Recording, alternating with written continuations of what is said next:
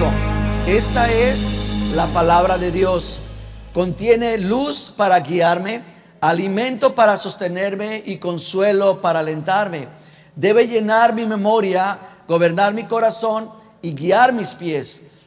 Debo leerla para ser sabio. Debo creerla para ser salvo. Debo practicarla para ser santo. Contiene la mente de Dios, el estado del hombre, el camino de salvación y la condenación de los pecadores. Estamos viendo una serie bíblica, se llama Armados y Equipados. El tema de hoy es el siguiente: ágiles los pies con el evangelio de la paz. Recuerden que Pablo está usando la figura de un soldado romano que tiene quien lo está custodiando, y Pablo empieza a analizar, y Pablo les dice: bueno, yo quiero explicarle a la iglesia cómo debe de estar vestido de manera simbólica, cómo debe ser la vestimenta de un creyente. Y él empieza, ¿recuerdan? Y hemos visto ya la coraza de justicia, pero antes de coraza, antes de que la justicia de Cristo proteja nuestro corazón, proteja nuestro ser vital, tenemos un elemento previo que es el cinturón de la verdad. Un cinturón que nos lleva a vivir una vida real, una vida genuina, una vida que es la que, como padres, sí o no, nos urge que nuestros hijos despierten a la verdadera vida, porque ellos creen que la vida es un celular, o creen que los mayores problemas del mundo es el maestro incomprensible, ¿verdad? E inaccesible. Necesitamos que ellos despierten y vivan en una verdad. Es lo que quiere el Señor, que nosotros vivamos en una verdad, no una verdad relativa, donde tú dices: esta es mi verdad, respétala, esa es tu verdad, yo la respeto. Hay una sola verdad, es una sola, ¿de acuerdo?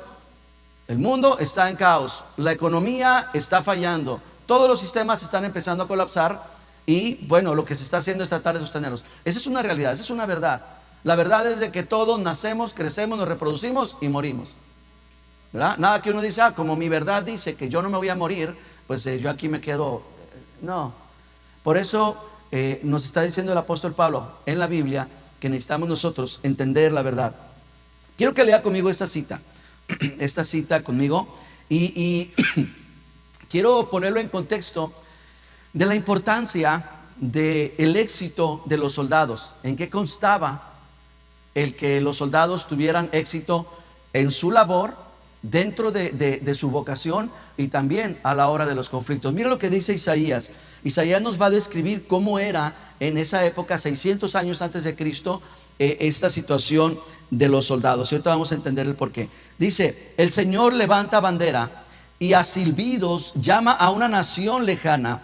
Desde el extremo de la tierra la hace venir, viene enseguida, llega con gran rapidez. Fíjese cómo llega esta nación lejana, con gran rapidez.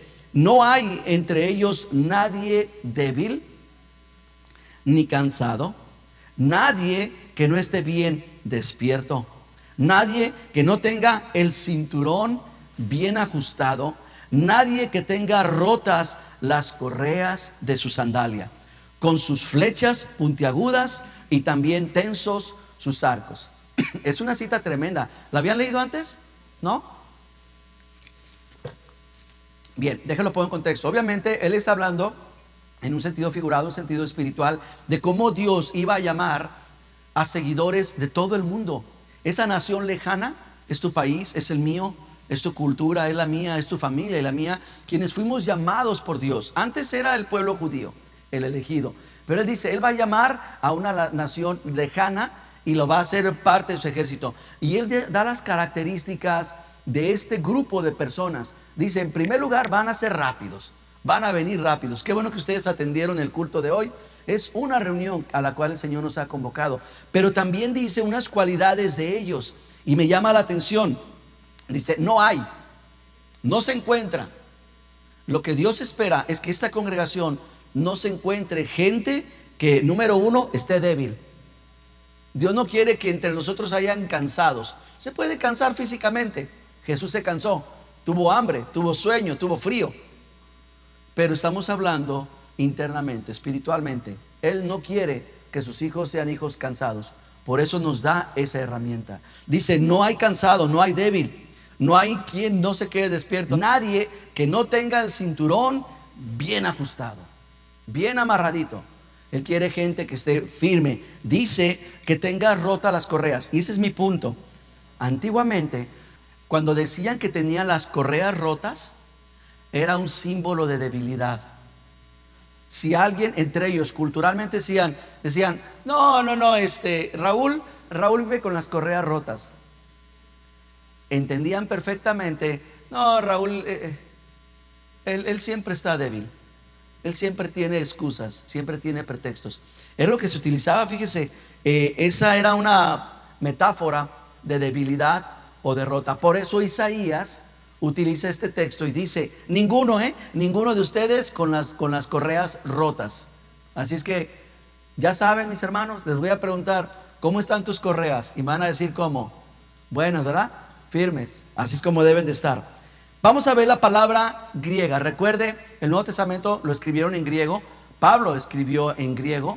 Y la palabra que él utilizó fue la siguiente. Dame la descripción. Caligae, que significa bota, zapato o sandalia. Cuando Pablo dijo, dame Efesios 6:14.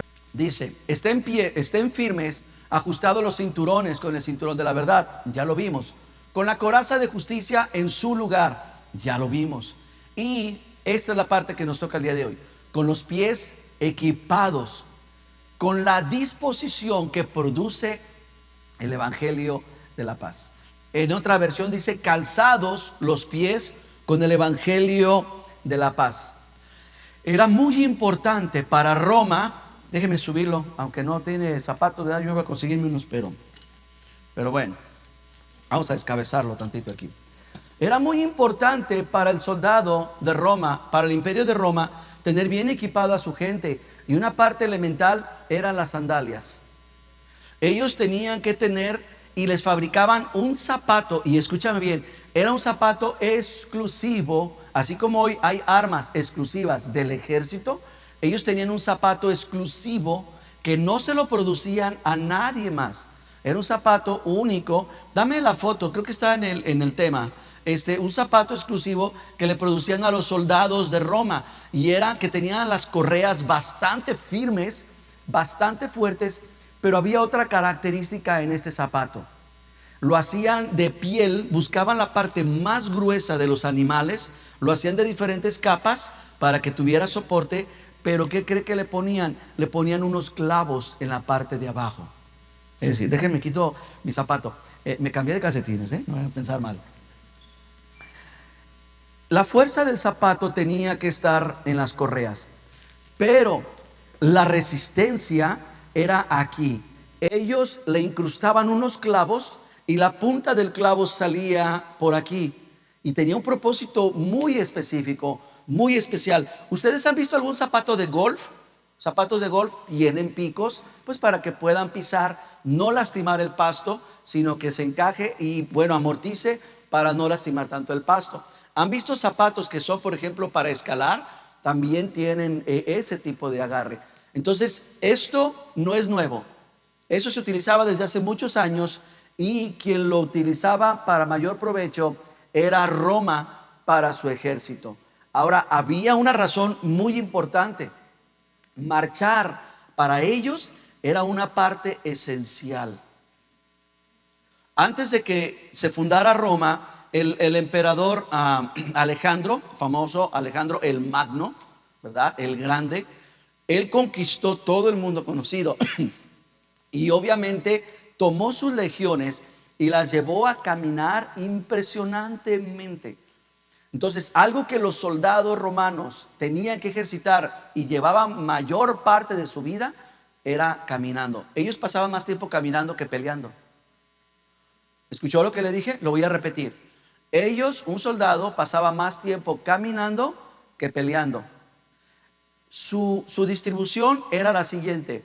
En cuanto a tiempo, el mayor tiempo caminando.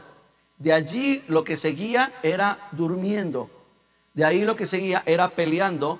Y obviamente todo eso se llevaba dentro de estar estacionados hasta llegar a algún lugar. Y obviamente esta función de caminar tanto no lo iban a lograr sin un tipo de zapato especial. Por eso Pablo le dice a la iglesia: mis hermanos, la coraza de justicia, el cinturón, pero también el caligae. A ver, diga caligae.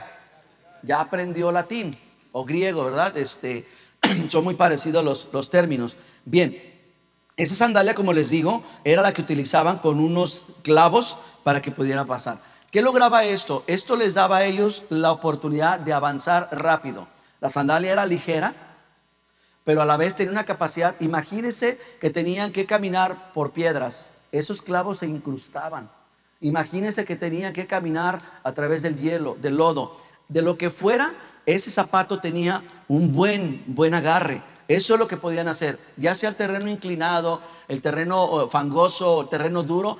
Ellos podían hacerlo. Ahora, a la hora de la pelea, ¿recuerdan que vimos esa estrategia que ellos usaban de tortuga? ¿Recuerdan cómo ellos usaban esos escudos? Ya lo vamos a ver otra vez con calma. Bueno, pues por más duro que fuera el escudo, empujándolos entre un montón, se resbala uno, ¿verdad? La hacen de tipo eso Michael Jackson. Bueno, con los zapatos que tenían, ellos solamente ponían las piernas firmes y de lo demás se encargaba la sandalia. No los apartaban, no los movían con nada. Tenía una razón muy importante. ¿Por qué Pablo usa eso? Y más que por qué Pablo usa eso, era impresionante el por qué decir o aplicarlo al evangelio. Bien, necesito explicarle esta palabra también. Y espero que me pueda dar a entender, que me dé su atención. Y como leyó Isaías, como lo dijo Isaías, ninguno dormido, ninguno con las sandalias flojas, todos atentos, ¿ok? La palabra evangelio viene del griego evangelión. Jesús, cuando estuvo entre nosotros, Él utilizó muchos términos que utilizaban en aquel entonces. La palabra apóstol nunca la van a ver en la Biblia previamente. La palabra apóstol viene del griego. La palabra evangelio también viene del griego. Ahora, esta palabra evangelio era más antigua, obviamente no del griego, sino del hebreo o del arameo. Pero lo que necesitamos nosotros entender es que la palabra evangelio, que viene de evangelión, la connotación es bélica. Es decir, se utilizaba bajo términos de guerra o bajo términos de conquista, o eran términos militares. No se me duerma, le voy a explicar esto. El evangelio significa, la palabra evangelión era decir esta frase: hemos terminado la guerra con la victoria a favor nuestro. Lo voy a llevar a unas escrituras para que usted pueda ver lo importante que es el evangelio y entender esta palabra, porque se utilizó muchas veces, mucho tiempo. Ahora, este es el punto. Evangelio son buenas noticias, pero depende para quién. ¿Me sigue? Yo le voy a decir esto, y esto debe de causarle tristeza, porque el evangelio que a usted lo salvó es el mismo evangelio que a muchos los va a condenar.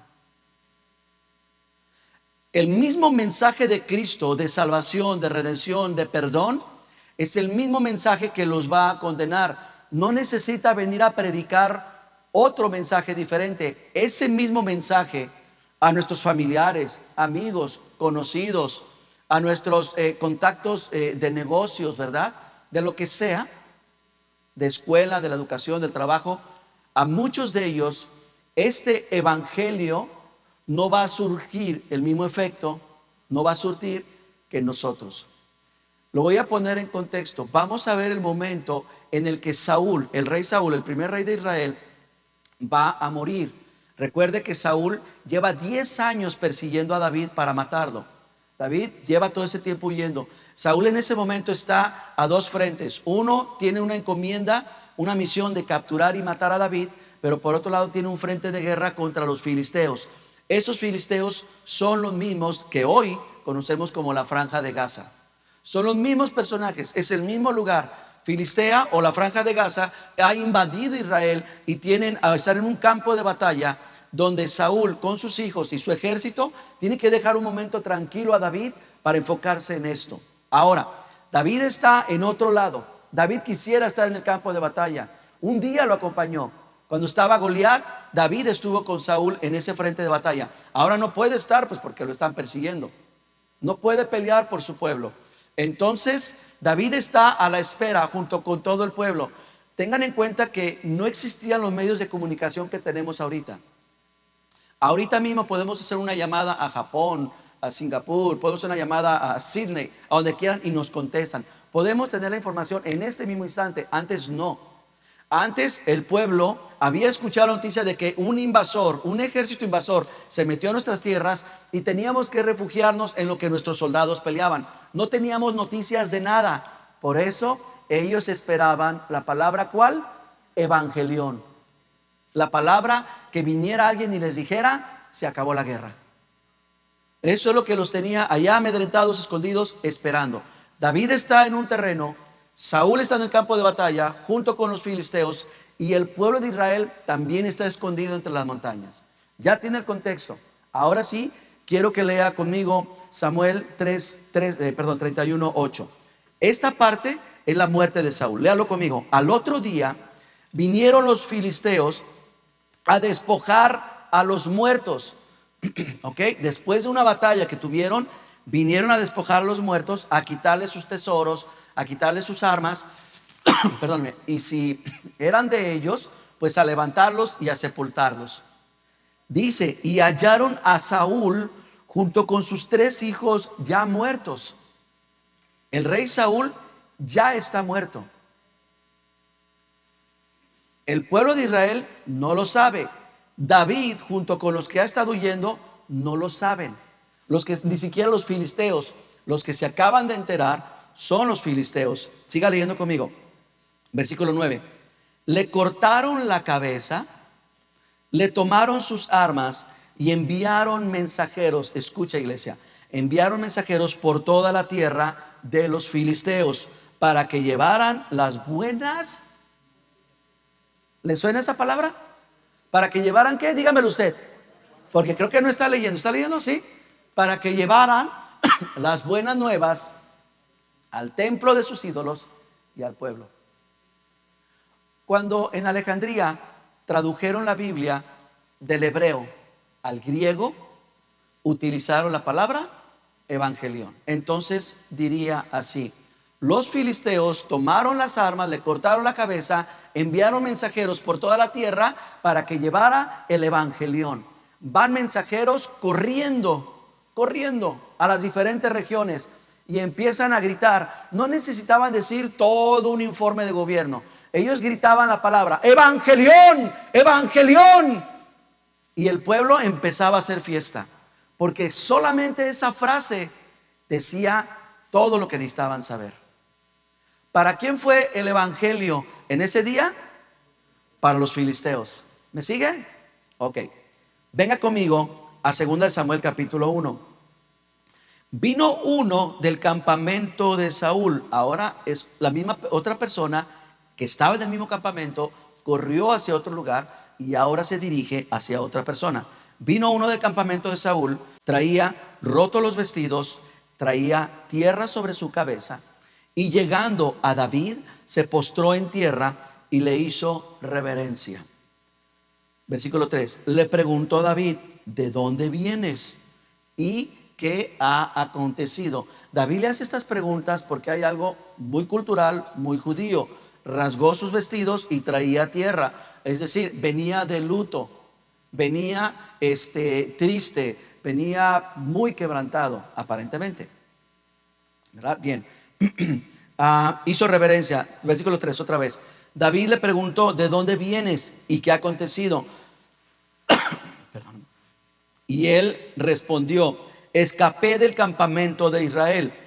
El pueblo huyó de la batalla. Es decir, los soldados se dispersaron y también muchos del pueblo han muerto. Tuvieron deserción, pero también tuvieron muchos muertos israelitas. También Saúl y Jonatán, su hijo, murieron. Escucha. Y preguntó David al joven que ¿qué? ¿Le daba las buenas nuevas? No. Es la misma noticia, hermanos. Sígame aquí. Es la misma noticia, pero para unos fueron buenas nuevas y para otros fueron solamente nuevas. Eso es muy importante, no me pierda el hilo. Dice que le fue a dar las nuevas y le pregunta: ¿cómo es que sabes que ha muerto Saúl y Jonatán su hijo. Bueno, la historia está tremenda, no se la voy a contar toda, pero cuando los filisteos encontraron a Saúl muerto, este muchacho se acababa de ir. Es decir, recuerdan que dice, al día siguiente los filisteos fueron por el terreno. Bueno, el día anterior, este muchacho iba caminando por ahí, estaba de observador, ¿verdad? Viendo morbosamente la pelea, y cuando ve que ya se acabó, unos se retiraron y otros quedaron tendidos, él se asoma, ¿verdad? Tal vez a ver qué se encontraba, y ve a un hombre vestido con una armadura diferente a la de todos los demás, y le dice, ven acá. Y él está herido y ve que trae una flecha incrustada, y le dice, ¿quién eres tú y de dónde eres? Y él le dice, yo soy un amalecita, yo soy un descendiente del pueblo que Dios te mandó a que destruyeras hace 20 años, que no quisiste hacerlo, desobedeciste a Dios, y yo surjo de ese pueblo al que debió de haber sido destruido, pero tú por desobediente no lo hiciste. ¿Qué necesitas de mí? Y le dice, estoy herido, y si me capturan vivo, yo sé cómo son los de Gaza, yo sé cómo son ellos, así es que tú quítame la vida. Y el joven dice, pues con mucho gusto. Toma la lanza y lo atraviesa con ella.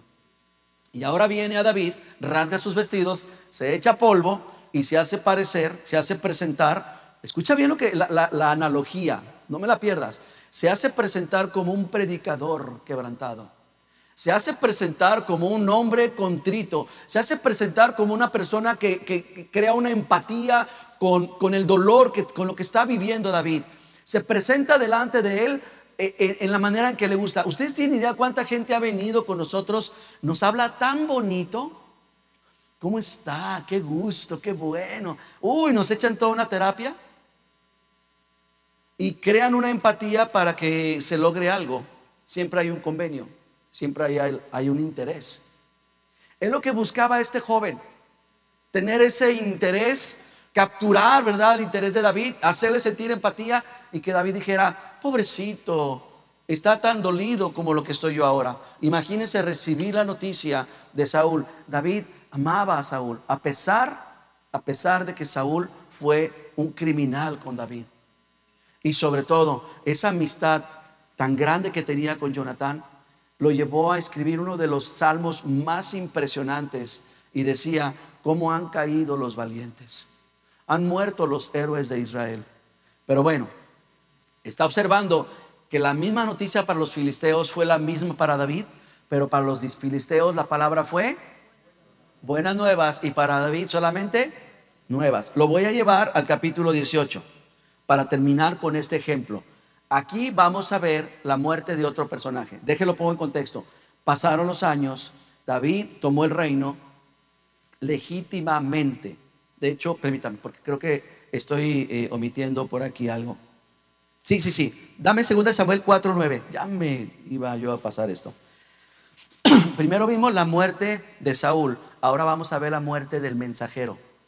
Dice 2:9, ¿verdad? David dijo, Jehová ha redimido mi alma de toda angustia, pues cuando me dio nuevas el joven, diciendo, Saúl ha muerto, él pensaba que traía, ¿qué palabra?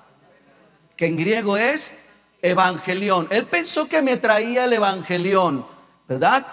Y yo lo prendí y lo maté en pago de la buena nueva. Esto nos puede enseñar tanto, no es mi tema, qué mala onda, pero nos puede enseñar mucho de poder nosotros estar alertas de estos falsos predicadores, de estos falsos maestros que traen un evangelión, pero que como un hombre de Dios tiene los sentidos bien despiertos, bien afilados, y dice, lo que tú me estás diciendo son puras patrañas. Tú me quieres hacer un coco wash, ¿verdad? Un lavado de coco. ¿Qué quieres, verdad? ¿Por qué? Porque tú crees que me traes un evangelio, pero tú no me estás trayendo nada bueno. Qué tremendo, ¿verdad? Pero pues no es nuestra enseñanza, así es que le paro, ¿verdad? Venga conmigo al capítulo 18. David toma el reinado.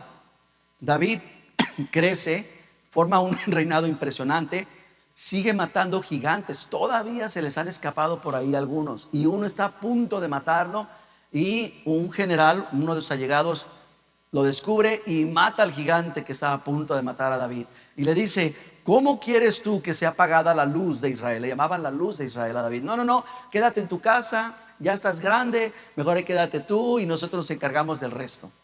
Y David, quedándose en su casa, ve a una jovencita bañándose, haciendo unos actos también de ellos culturales y rituales de purificación y todo ese rollo, y la codicia.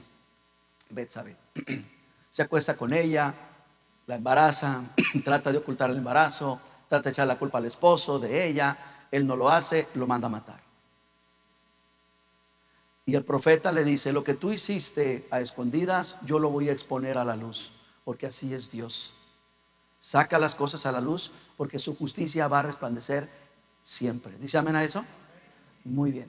Lo que está sucediendo en Israel y en Gaza, lo que está sucediendo en Rusia y en Ucrania, y lo que está sucediendo en todos los lugares, esperemos, Dios va a sacar a la luz los porqués. ¿De acuerdo? No seamos ciegos, no seamos inocentes. Esperemos en el Señor. Bueno, entonces una de las consecuencias de su pecado es que su hijo, el más hermoso de todos, llamado Absalón, se levanta y le quita el reino ilegítimamente a su padre. Ninguno podía ser coronado rey hasta que el rey previo muriera. David nunca tomó el reinado, nunca se proclamó rey, sino hasta la muerte de Saúl. Y ahora Absalón está queriendo recuperar eso. Ya lo puse en contexto de lo que vamos a leer, ¿de acuerdo? Ahora sí, vean conmigo. Ya me perdí. Sí, capítulo 18. David estaba sentado entre las dos puertas y el atalaya había ido al terrado. Atalaya era un soldado que se encargaba de estar vigilante en las partes altas y tenía la visibilidad, y es el que podía proclamar lo que se requiriera. Lea conmigo: estaba sentado entre las dos puertas, el atalaya había ido al terrado y vio a uno que corría solo. De lejos, el atalaya vio a una figurita que venía. Entonces el atalaya da voces desde su torre, le grita al que está allá y dice lo siguiente. Lo hizo saber a Israel, y el rey, en este caso David, dijo lo siguiente: si vienes solo, buenas nuevas trae. David acaba de recuperar el palacio. David tuvo que salir huyendo porque su propio hijo lo iba a matar. Al ver que se fue el rey, ¿qué hizo su hijo? Para que vean que no nada más los de Gaza hacen eso. El corazón del hombre, sin importar la nacionalidad, es un corazón perverso. El hijo de David tomó a las mujeres de David en el mismo terrado donde David vio a Betsabé desnuda. Él pone una tienda, hace unas pantallas de este tamaño, pone un live y empieza a violar a cada una de las mujeres de David públicamente, para que todo el pueblo se goce y el rating sea para arriba. Y todos nuestros jóvenes están en el TikTok, ¿verdad? Viendo eso. Se fija que todas estas cosas tienen siglos. Entonces David ha formado un ejército que le quedó, recuperan el palacio y Absalón empieza a huir. Por eso es que ahora David está esperando estas noticias. Y David dijo, versículo 27, que cuando le dio la noticia dijo: este hombre es de bien y viene con buenas nuevas. Versículo 28. Entonces Ahimaas dijo en alta voz al rey. El hombre que venía corriendo era Ahimaas. Paz. La palabra que ellos utilizan es shalom. Y se postra a tierra delante del rey. Lo mismo que hizo el joven amalecita. Pero este sí es de los buenos. El otro era un falso queriéndose hacer pasar por bueno. Y le dice al rey: bendito sea Jehová, Dios tuyo, que ha entregado a los hombres que habían levantado sus manos contra mi señor el rey. La palabra que le está trayendo es: ese ejército que se rebeló, ese acto de rebelión, de rebelión, ese golpe de estado se acabó. Le está trayendo la palabra evangelión. Pero el evangelión no solamente son buenas nuevas, pero aunque son buenas nuevas puede traer tristeza al corazón. ¿Cuántas veces tú o yo leyendo la Biblia, leyendo el Evangelio, no nos sentimos mal al leerlo. Decimos, ay Dios, yo te he fallado, he sido incrédulo, he sido falso, he sido hipócrita. ¿Sí o no nos duele a veces?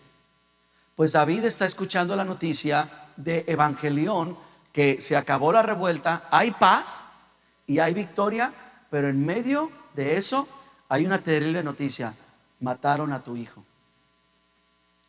El Evangelio, mis hermanos, y yo se lo estoy diciendo esto porque ustedes tienen que estar preparados.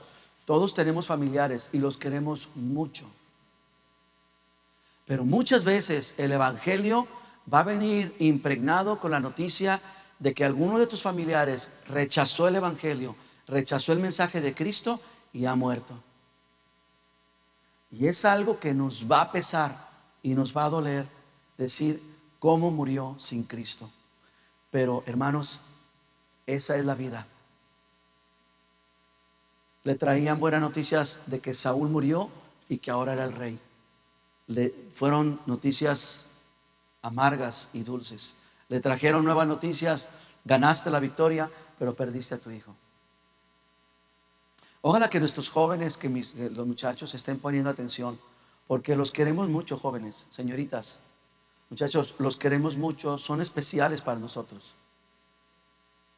Pero el hecho que ustedes estén sentados aquí no les da ninguna garantía de su salvación.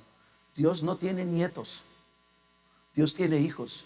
Y aunque tu papá sea un predicador, un pastor, un administrador, un líder, lo que sea, si tú no tienes a Cristo en tu corazón, si tú no le has entregado tu vida y no has nacido de nuevo, que Dios tenga misericordia de tu alma. Vamos a seguir con la historia. Lo que está sucediendo aquí es un evangelio que nosotros no nos hemos estado dando cuenta, pero lo estamos recibiendo diario. ¿Cuántos de aquí ven las noticias, los noticieros? En inglés, en español, levante la mano. Yo sí. Porque no la levanto, que luego me regañan. No. Ok. Nosotros cuando vemos el noticiero, pues que es algo importante para ver los acontecimientos. Quiero que sepan que no es otra cosa más que el evangelio. El noticiero que ustedes y yo estamos escuchando o vemos en cualquiera de sus formas es el evangelio de Génesis capítulo 3. Es ese evangelio que desde Génesis capítulo 3 ha estado avanzando y progresando. ¿Cuál es esa clase de evangelio? Ese evangelión es el que dice: el hombre ha caído, el mal ha tomado dominio del mundo y el mal sigue avanzando. El hombre sigue siendo un pecador condenado, sigue siendo un adúltero de corazón.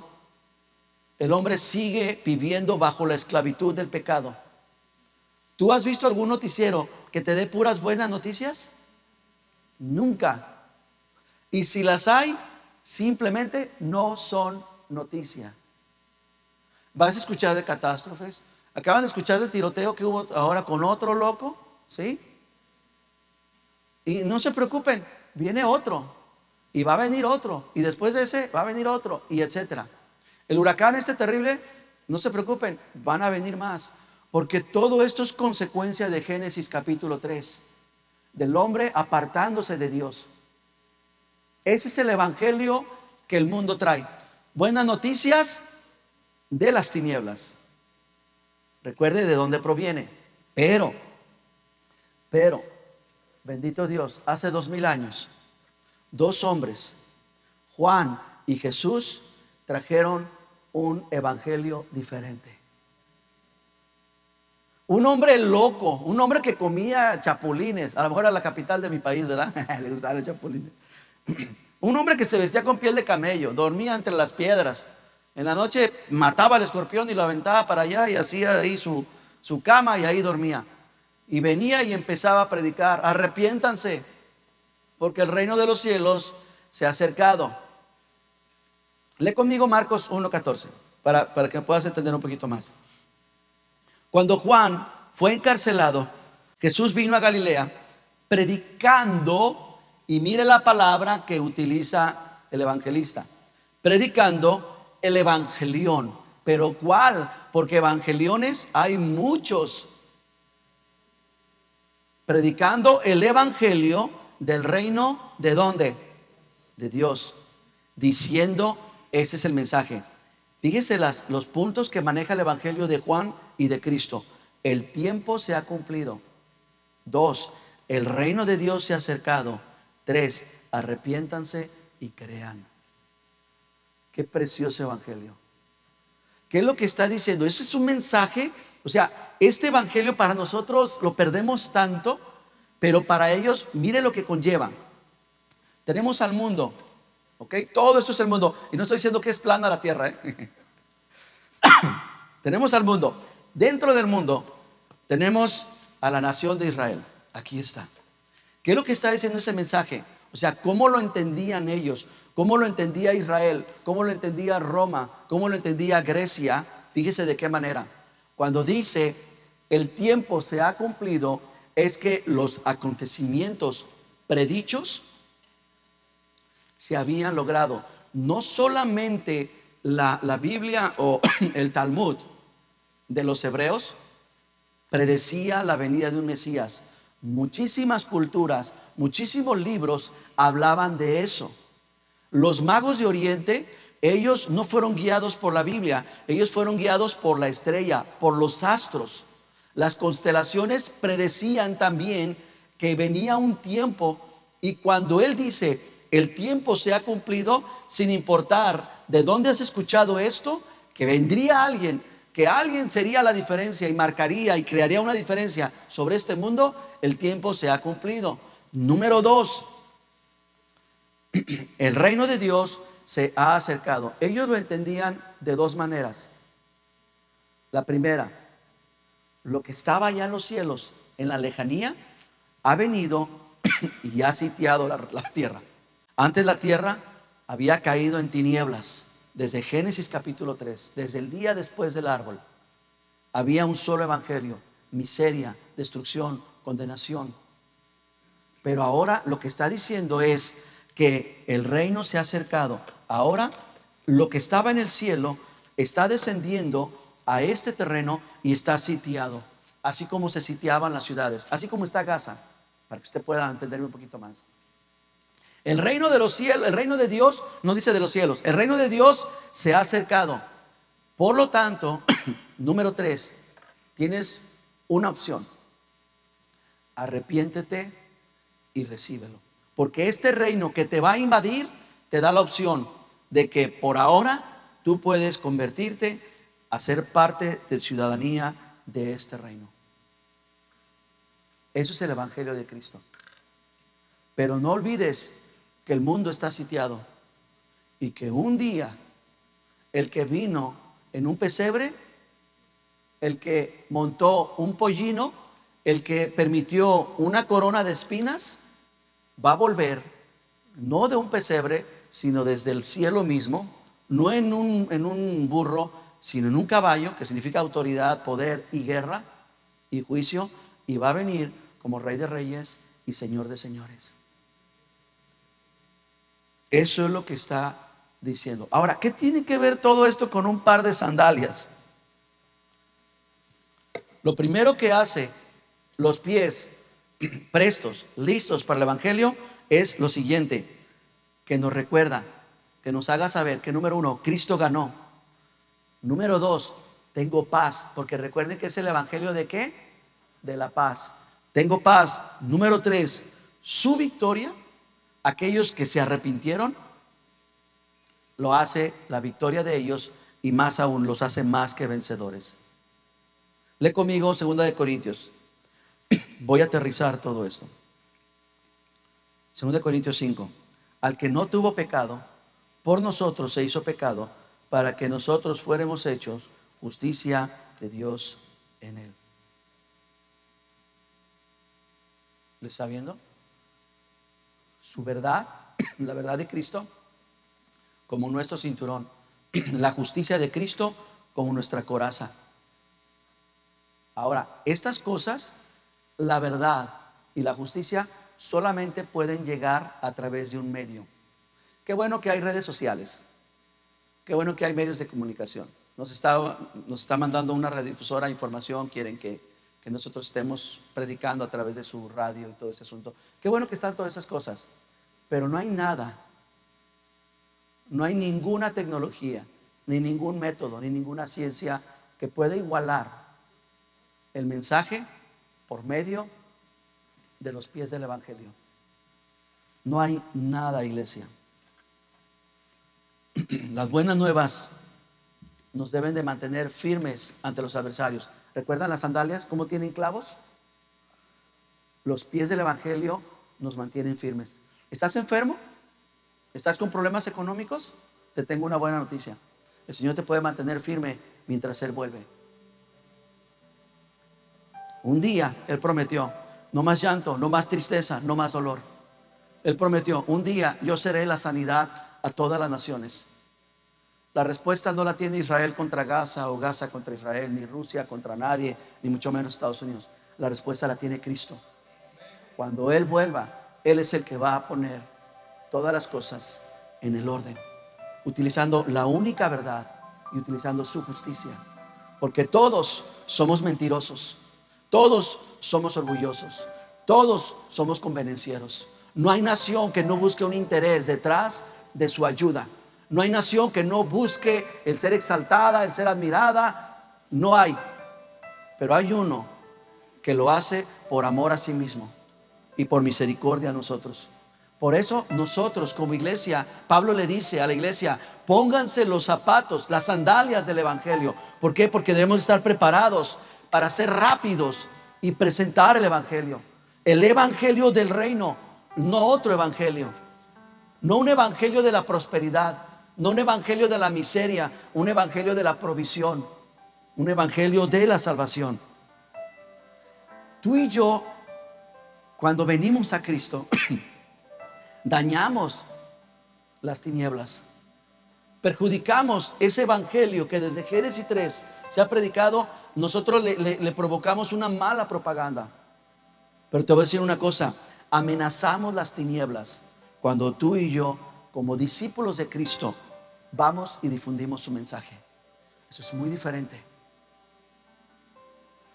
¿Qué tanto estamos perjudicando a las tinieblas? ¿Qué tanto estamos contrarrestando este evangelio que lleva milenios? Mira cómo lo pone Pablo. Vente conmigo a Romanos.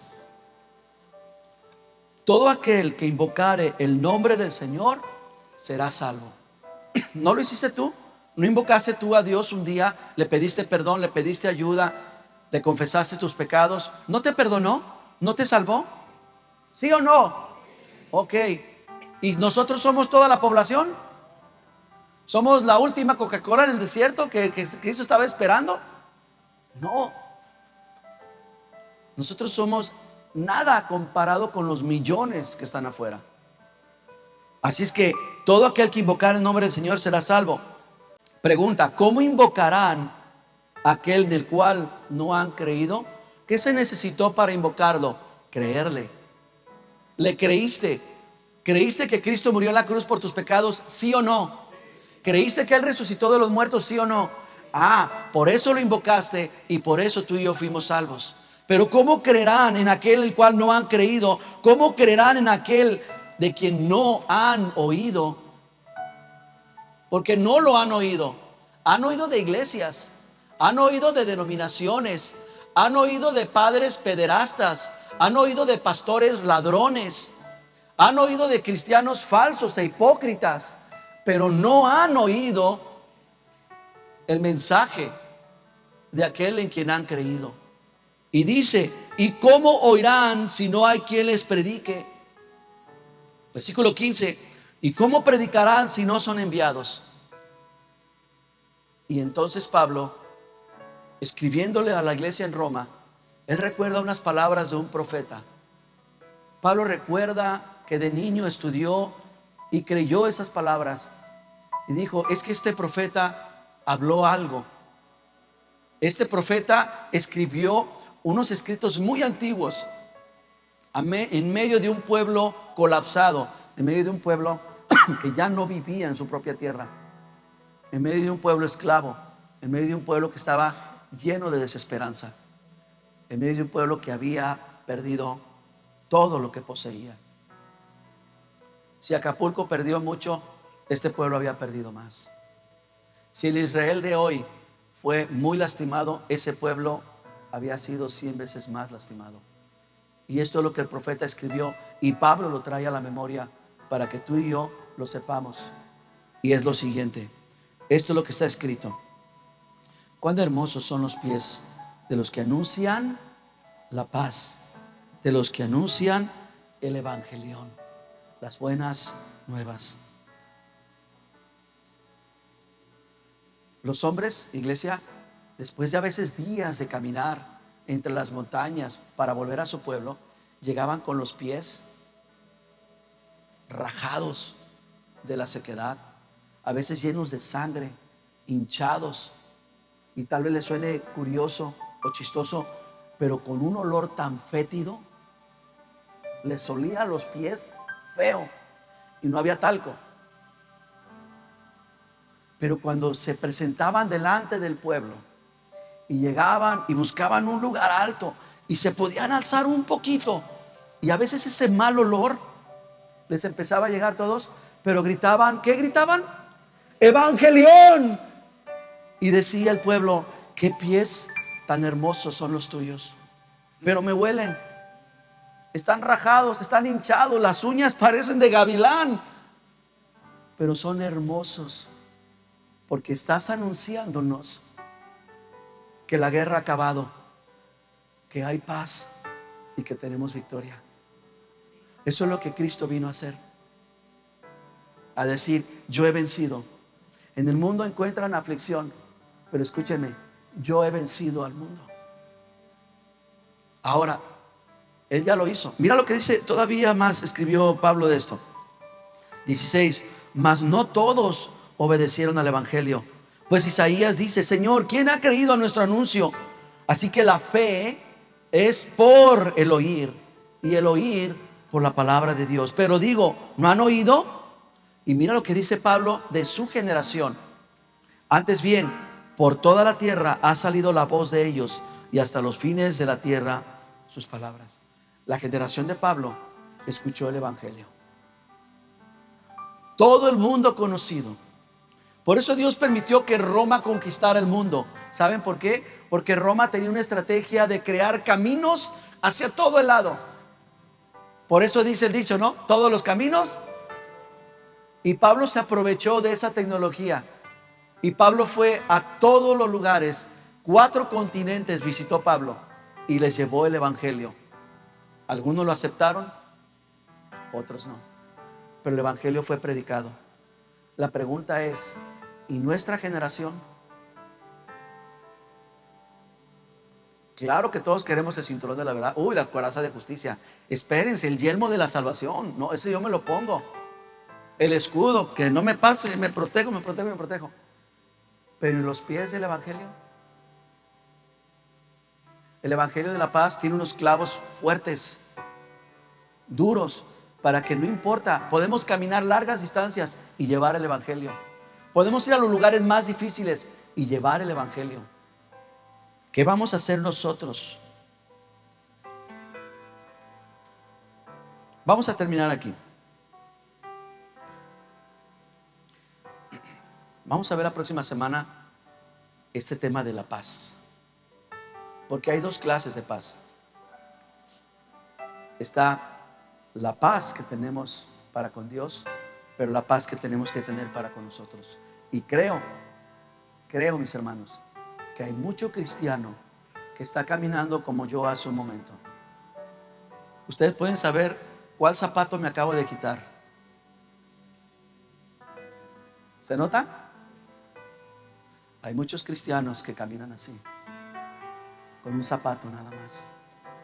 Les interesa la paz con Dios, pero la paz entre ustedes la quieren vivir descalza. Pero lo vamos la próxima semana. Oramos, creo que llevamos bastante. Creo que tenemos un reto enorme. Ahora sabemos lo que es el evangelio. Ahora sabemos desde dónde viene el evangelio. Y ahora sabemos que tú y yo tenemos que estar bien calzados con el evangelio. Inclina tu rostro y tómate estos minutos que quedan y habla con Dios. No me has venido a ver a mí ni a escuchar a mí. Veniste a buscar la palabra de Dios. Ahora que la has recibido, habla con Él.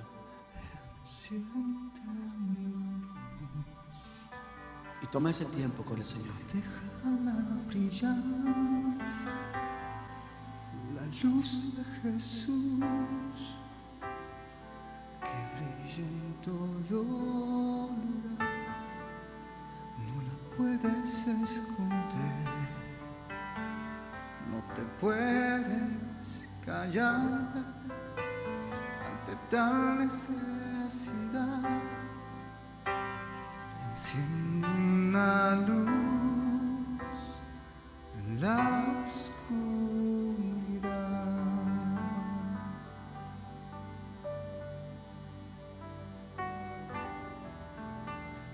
¿Cómo pues invocará a aquel de quien no han oído?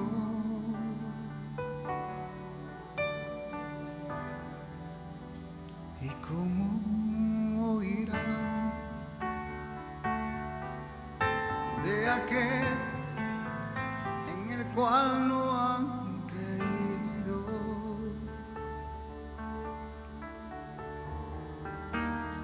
¿Y cómo creerán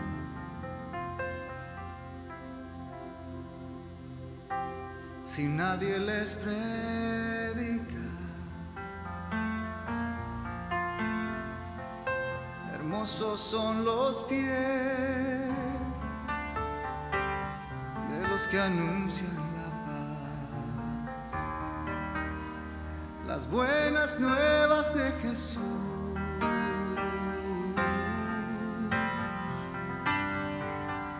Enciende una luz y déjala brillar, la luz de Jesús,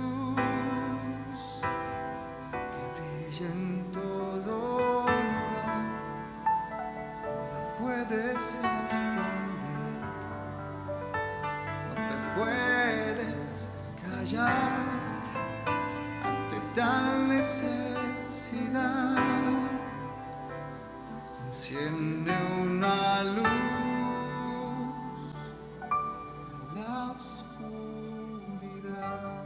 Padre, no queremos caminar descalzos. No queremos ir a este mundo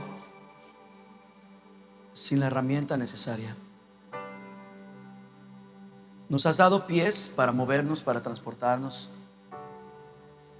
Aún a los seres celestiales, dice tu palabra, Dios, que cuando Isaías tuvo esa visión, esa revelación tan impresionante, ver tus faldas cayendo sobre el templo, mirándote a ti sentado en el trono alto, sublime, sacudiéndose las columnas, sacudiéndose el cimiento, y estos seres celestiales declarando que tú eres santo. Ellos se cubrían su rostro y sus pies. Señor, sabemos que nuestros pies nos hacen estar en la tierra, nos plantan, nos ubican de dónde somos y dónde pertenecemos. Pero Señor, tú no quieres que andemos por este mundo sin esperanza, sin paz. Por eso, mi Dios, la analogía de Pablo es: vayan, caminen, anden en medio de las tribulaciones, caminen en medio de las malas noticias, anden en medio de los repruebos, anden en medio de los reproches, anden en medio de las guerras, de los rumores de ellas, anden en medio de todas las calamidades, pero vayan con paz y sean portadores de paz. Pedimos, Señor, para que tu iglesia sea una iglesia que sepa llevar la paz, que sean portadores de paz, que paren las calumnias, los pleitos, los chismes, las contiendas, y que la iglesia recuerde que su llamado es a ser una iglesia santa, a ser una iglesia perfecta, a ser una iglesia que espera a su Señor. Y mientras tú vuelves, pedimos que la luz de Jesús siga en nuestros corazones y que seamos como esos cántaros del ejército de Gedeón, cántaros quebrantados, Cántaros que ya están agrietados, que ya no pueden contener la luz, que por el quebranto, que por la negación a sí mismo, por la quebradura de ese egocentrismo, ahora sí la luz de Jesús pueda alumbrar a los demás. Pedimos por los seres que amamos, pedimos por aquellos que son nuestra familia, pedimos por aquellos que son desconocidos, pero que necesitan desesperadamente a Cristo. Que, Señor, esta iglesia se convierta en una iglesia que sabe llevar el evangelio. Lo pedimos y lo creemos en Cristo Jesús. Dice amén. Amén.